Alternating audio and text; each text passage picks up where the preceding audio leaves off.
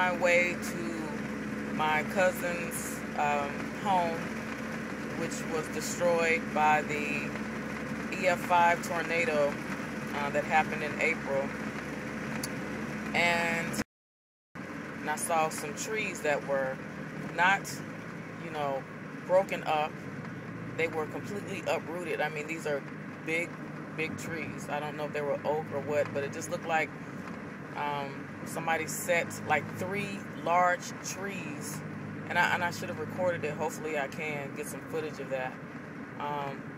Looks like somebody, placed them there. It's like a big circle, like underneath the bottom where it was uprooted, and it's like really, really scary looking, like on either side of the highway. So I am on my way to Hillsboro, Alabama, and I'm gonna shoot some footage of my cousin's place where it was, and get an interview with her and family. Hopefully it may just be her, but her name is Effie Davis. And what people need to realize is, number one, yes, there was tragedy, and there are people that help you, and we bond together. And it's almost like going to a loved one's funeral and being that person who is directly affected. And people say, oh, if you need me, let me know. If you need me, let me know. But it's not that they forget. Sometimes people get busy and then you're left all alone. But my point is, when everything happened and they lost their home, I'm sure people were reaching out as we are trying to do now. But what you probably don't see behind the scenes, or what you don't realize, is they still have a mortgage that they have to pay. They still have expenses that maybe were allotted for, one particular thing, and now they have to provide for other things that they probably did not allot that money for. And these are the things behind the scenes that a lot of people don't realize, is that life still goes on and bills still have to be paid. So I wanted her to tell her story and put it out there. So I'm traveling to Hillsboro, and I'll see you in a bit. Vfilestv.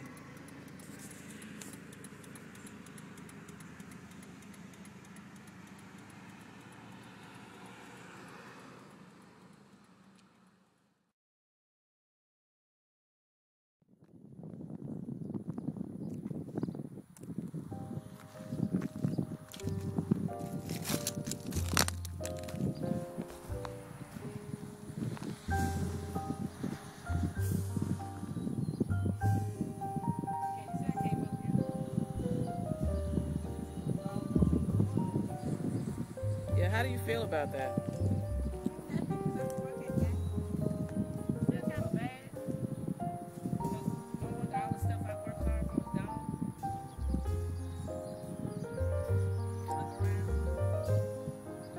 So can you kind of step out, walk out just a little so we can see you, and tell us who you are and tell us about the events? Okay. My name is Effie Davis.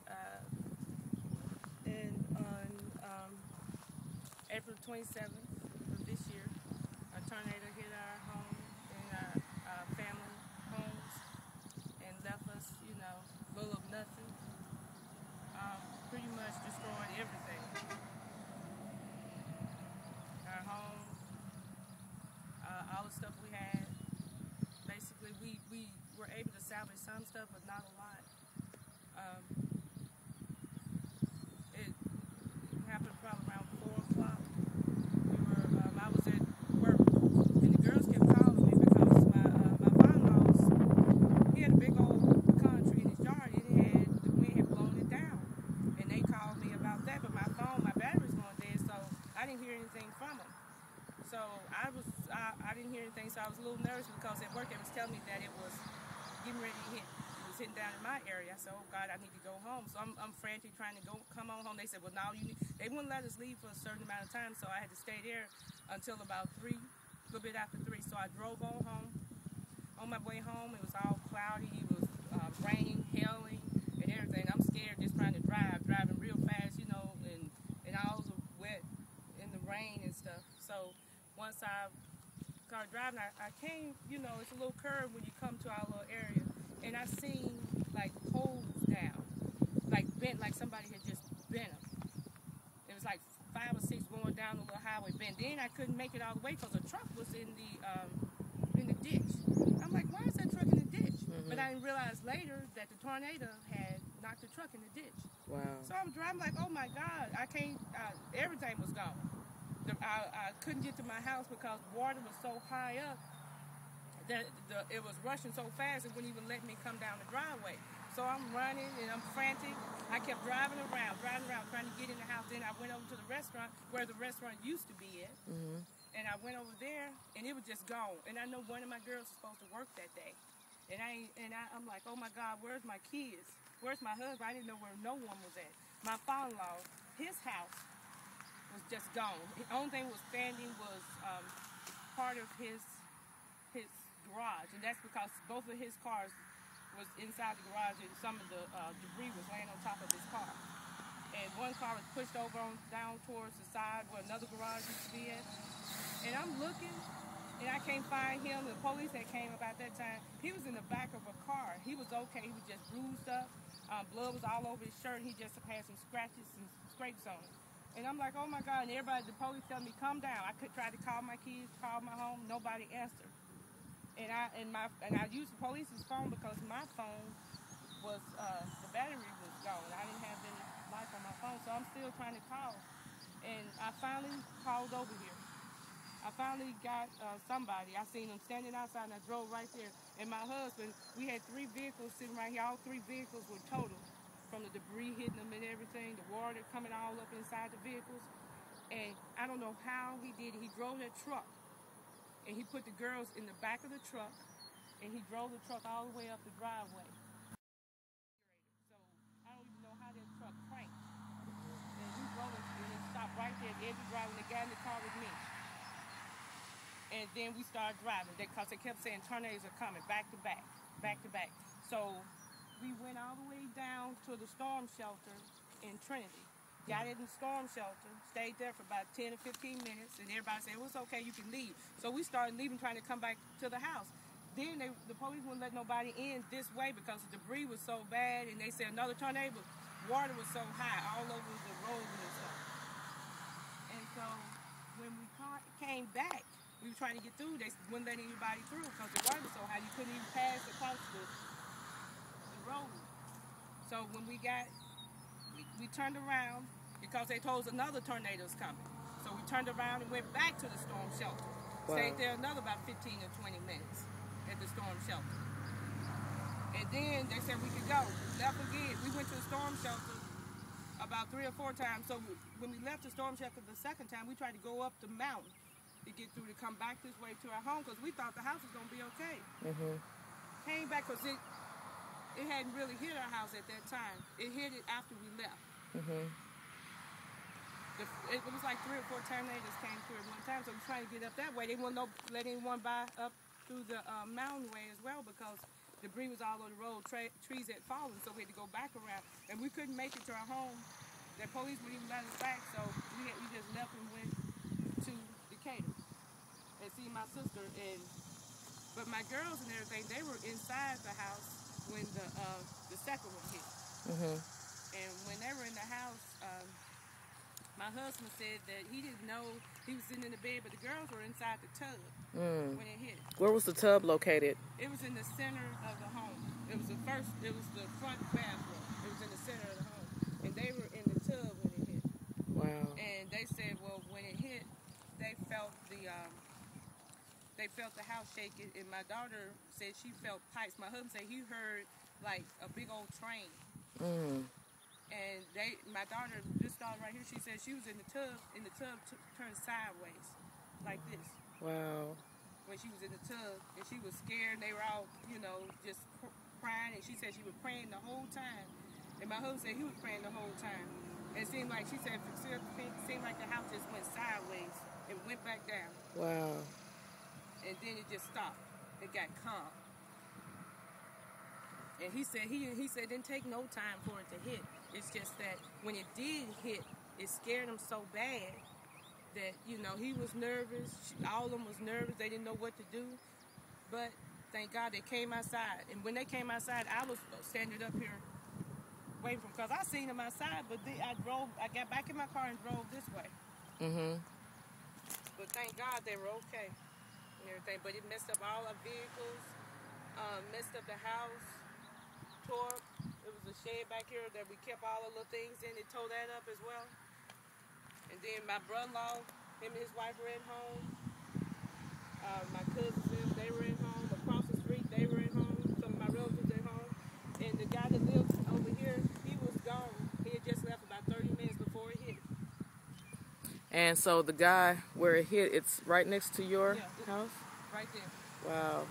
And he had just left about 30 minutes before it hit. Because he had to be at work 30 minutes, he had to be at work early because he had a meeting to go to. Wow. And so and then my husband called him and told him that it was a tornado that hit his house. Wow. But thank God nobody was hurt.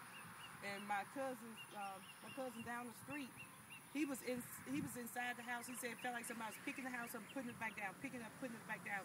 The only thing that was left standing over there in his area, but really wasn't anything left. There wasn't anything left, was it? Everything was gone over in that area. And he was underneath a table. And he said when he came to, he said he was under some debris. He said somebody stopped and took him to the hospital. He don't know who it was to this day.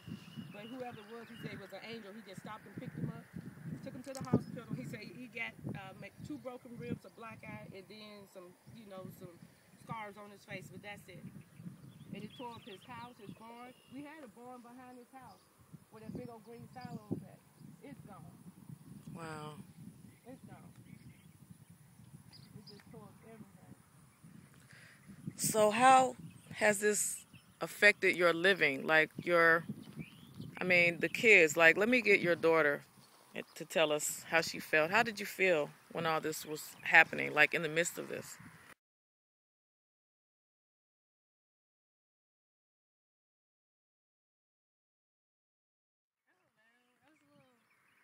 I guess I was so shocked. I didn't know what to think. I was just trying to stay calm because I didn't want nobody to be freaked out. Especially like when we was like here, it was just me and my little sister and stepdad. I knew I freaked out, she was gonna freak out, so I just had to stay calm. So how does that affect you now? I know you were telling me something earlier. Could you tell everybody what you said when you were passing by or as you passed by here? I don't know. It's like as I pass by here, it's almost like I know I'm supposed to turn down here. This is home. This is all I've known, and then not be able to come back here. It's different because I'm a country person at heart, and living in the city just sometimes makes me hesitant. I don't know. I miss it. So what about your friends, and have they been affected as well, or how do they support you? They help, like, if I ever need anything, they're all, like, there, like, in a heartbeat, so, they got me. And for the record, could you tell everybody what year of school you're in? Did you graduate, and did you? So, the tornado hit on April 27th, and I graduated on May 27th, a month later. Wow. So that was hard for me because I'm seeing her walk across the stage, and I'm thinking, she couldn't have been here. You know what I'm saying? She could have been dead during that tornado. Right. But God seemed fit to spare her life. And I'm just happy she made it because one of her classmates didn't make it. Oh, wow. Wow.